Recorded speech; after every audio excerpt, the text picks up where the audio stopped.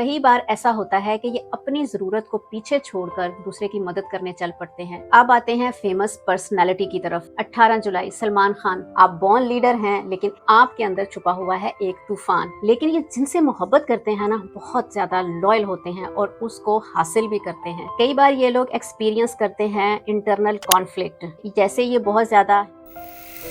क्या आप किसी भी महीने की 9, 18 या 27 को पैदा हुए हैं, या आप गुस्से में फौरन रिएक्ट करते हैं? सो आप हैं फिर मार्स की एनर्जी से। आप बॉर्न लीडर हैं, लेकिन आपके अंदर छुपा हुआ है एक तूफान। आज उसी तूफान को हम डिस्कवर करने वाले हैं। सो इस वीडियो में बात हम करेंगे 9 नंबर वालों के positive personality traits, negative personality traits, वो कौन सी 3 कॉमन मिस्टेक्स आप करते हैं, फिर रेमेडीज, आपके लकी कलर्स, आपके लकी डेज, और फेमस पर्सनैलिटी जो रूल होती है नंबर 9 से और उन्होंने इतना एक्सेल किया हुआ है। सो इस वीडियो को एंड तक आप जरूर देखिएगा, आपकी लाइफ में ये वैल्यू ऐड करने वाली है ये वीडियो।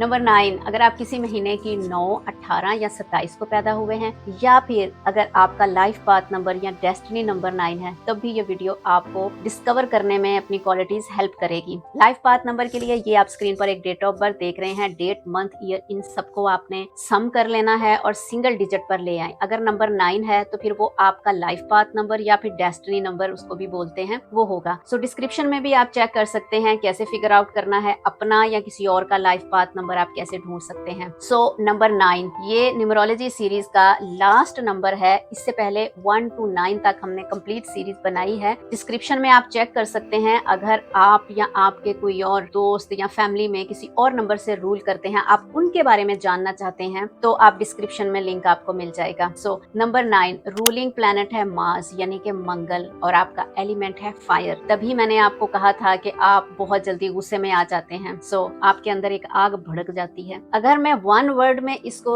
डिनोट करूं और सिंबलाइज्ड अगर ये करूं, तो ये नंबर जो है, सारी दुनिया का बोझ हम उठाते हैं। जी हाँ, ह्यूमैनिटी का नंबर है, सारी दुनिया का बोझ हम उठाते हैं। सो आते हैं पर्सनालिटी ट्रेट्स की तरफ। Positive personality traits, Mars planet represent करता है फायर एलिमेंट को, और इन लोगों की जो नेचर है वो बहुत ज्यादा इन्फ्लुएंस करती है मार्स से। सो फायर क्या है? आग, एनर्जी देती है आग हमें। सो ये लोग हाईली एनर्जेटिक होते हैं, कंपैशनेट, बहुत courageous, action oriented, excellent leadership qualities, decision making बहुत जबरदस्त होती है, हाईली इंटेलिजेंट होने के साथ क्रिएटिव भी होते हैं, प्रॉब्लम सॉल्विंग स्किल्स बहुत अच्छी होती है, क्योंकि इसको सेनापति भी कहा जाता है। तो बादशाह क्या करता है? बादशाह वजीर से मशवरा करता है, राजा सेनापति से मशवरा करता है, या कह सकते हैं हम। तो जब तक सेनापति में क्वालिटीज होंगी तो उसको सेनापति कहा जाता है ना। तो सेनापति वाली सारी क्वालिटीज इनके अंदर होती हैं। इनका विजन बहुत ज्यादा ब्रॉड होता है, क्रिएटिविटी होती है, दूसरों को ये इन्फ्लुएंस करने की एक पावर रखते हैं, दुखी दिलों का ये सहारा होते हैं, दूसरों का दुख दर्द बांट लेते हैं।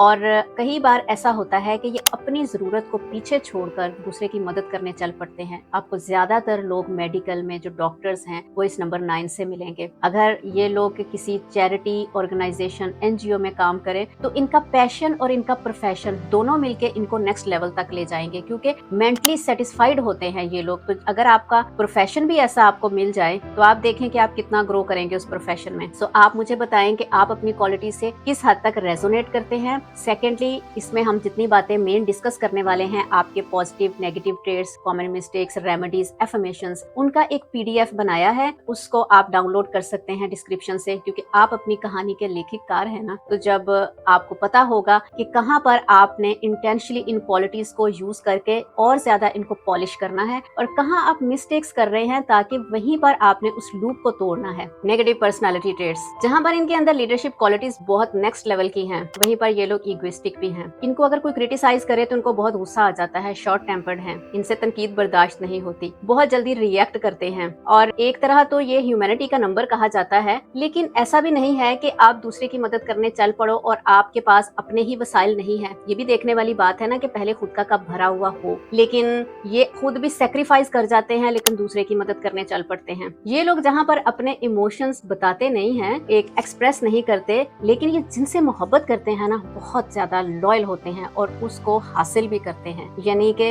इनके अंदर एक कहना चाहिए ड्रामेटिक लव नहीं होता, लेकिन प्रैक्टिकल लव आप कह सकते हैं कि जिनसे मोहब्बत की है उनको हासिल भी किया है। बहुत बार ये कंपल्सिव एग्रेसिव हो जाते हैं किसी सिचुएशन को लेकर या लोगों को लेकर और फ्रस्ट्रेटेड हो जाते हैं। एक तरह से ये जिद्दी भी इनको कहा जाता है कि अपनी बात के ऊपर अड़ जाए, तो अपनी बात मनवाने हैं। फिर वजीर तो है ना, सेनापति तो है, इनके अंदर ना पावर है दूसरों को इन्फ्लुएंस करने की, उनसे बात मनवा लेते हैं ये लोग जो है। कई बार ये लोग एक्सपीरियंस करते हैं इंटरनल कॉन्फ्लिक्ट के, जैसे ये बहुत ज्यादा गिविंग होते हैं, ह्यूमैनिटी का नंबर है, और अगर इनकी कोई हेल्प करे तो बहुत बार जो है ना वो इनको अच्छा भी महसूस अंदर से नहीं हो रहा होता, क्योंकि ये खुद दूसरों की मदद के लिए निकलते हैं तो इनको अच्छा नहीं लगता कि ये दूसरों से मदद लें। 3 कॉमन मिस्टेक्स। नंबर 1 पर आप शॉर्ट टेम्पर हैं और फौरन आप रिएक्शन देते हैं। मसलन घर में किसी ने या ऑफिस में बात कह दी है तो आप जल्दी से उसका फौरी तौर पर रिएक्शन दे दिया उस जवाब में। सोल्यूशन, अपनी एनर्जी को बैलेंस करने के लिए या आप मेडिटेट किया करें या पानी के पास आप टाइम स्पेंड किया करें, कहीं पे नदी पे जहाँ पर या झील पर आप चले जाएं, दरिया के किनारे, क्योंकि फायर क्या है, आग है, और आग को कौन बुझाता है, पानी बुझाएगा ना। सो आपकी एनर्जी बैलेंस होगी। नंबर 2 पर आप इमोशनली एक्सप्रेसिव नहीं है, क्योंकि इगोइस्टिक है ना, तो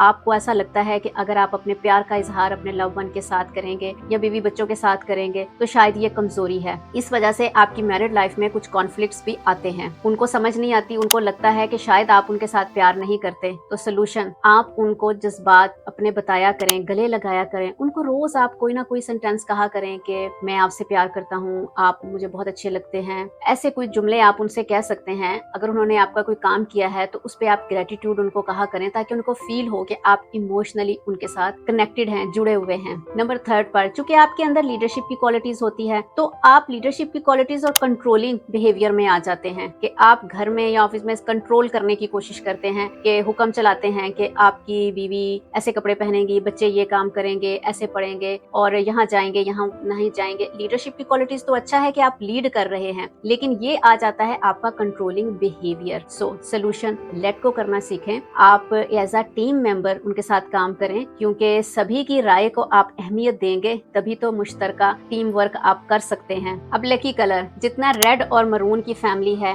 आप वो यूज कर सकते हैं, लेकिन आपके सपोर्टिंग कलर भी हैं ऑरेंज, गोल्डन, ये कलर भी आप यूज कर सकते हैं। लकी डेज, आपका लकी दिन है मंगल, लेकिन संडे भी आपके साथ अलाइन है, क्योंकि संडे है राजा का, बादशाह का नंबर है। सो बादशाह और वजीर दोनों मिलके बने हैं। सो आप इस सपोर्टिंग डे पे आप अपना कोई भी काम कर सकते हैं। अब आते हैं पावरफुल रेमेडीज की तरफ। नंबर 1 पर आप कोई भी वॉलंटियर काम करें, कोई चैरिटी का काम कर सकते हैं। किसी की आप मदद करेंगे तो आपकी एनर्जी चैनलाइज्ड होगी, बैलेंस्ड होगी आपकी एनर्जी। नंबर 2 पर आप फॉरगिवनेस की प्रैक्टिस किया करें, और पानी के साथ भी आप, जैसे मैंने कहा है, किसी झील दरिया किनारे आप जाके कुछ देर वहां पर बैठा करें, तन्हाई में अपने साथ टाइम स्पेंड किया करें। ये भी आपकी एनर्जी को बैलेंस करेगा, इमोशनली आपको बहुत हेल्प मिलेगी इसमें। नंबर 3 पर आप कोई ऐसा खेल कूद का कोई काम आप करें, स्पोर्ट्स में आप हिस्सा ले सकते हैं, नहीं तो आप एक्सरसाइज करने जरूर जाया करें, कहीं जिम ज्वाइन कर सकते हैं, क्योंकि आप फायर हैं, आपके अंदर बहुत एनर्जी है। उस एनर्जी को जब चैनलाइज नहीं करेंगे ना, फिर वो गुस्से में बाहर निकलेगी, एग्रेशन फिर बनेगा आपका। तो आप अपनी इस एनर्जी का भरपूर फायदा उठाएं। और मैं खास तौर पर नंबर 9 वालों को तो ये कहती हूँ कि अगर आपके बच्चे नंबर 9 से हैं तो आप किसी भी मार्शल आर्ट में उसको आप